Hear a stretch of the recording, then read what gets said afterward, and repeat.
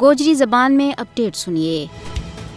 دنیا کی تاریخ گواہ ہے کہ کوئی بھی ظالم، غاصب اور جابر حکمران محکوم و مظلوم لوکاں کی آزادی کی آواز نہ دبا نہیں سکیو۔ بھارتی غاصب حکمرانہ نامی تاریخ تو سبق سکھنو چاہیے کہ وہ بھی کشمیر کے اندر چلن والی مقدس اور ہماگیر تحریک نہ عروب، دھونس، دباڑا اور ظلم کے نال کسی بھی صورت میں دبا نہیں سکتے۔ بھارتی غاصب حکومت نے اپنے زیر تسلط جموں کشمیر میں آزادی کی آواز نہ دبان واسطے جڑو ظلم و جبر، قہر سامانی، جعلی جھڑپاں، قید و بند کی صعوبتاں، مکانہ کی پھان توڑ، زمیاں ور قبضوں، کالا قوانین کو نفاذ، چادر تے چار دیواری کا تقدس نہ پامال کرن کو ایک نہ ختم ہونے والا سلسلہ شروع کیو ہے۔ اس ظلم نال وہ اپنا دل نہ تسکین تے دے سکیں، لیکن حریت پسند کشمیری عوام کا جذبات و احساسات نہ ختم نہیں کیو جا سکتو، کیونکہ انسانہ کا جسم نہ بیڑی دوائی جا سکیں، اونا نہ لہو لہاں کیو جا سکے، زخمی اور قتل کیو جا سکے، لیکن اونا کا ذہن و ضمیر ور پہرا نہیں بساڑیا جا سکتا۔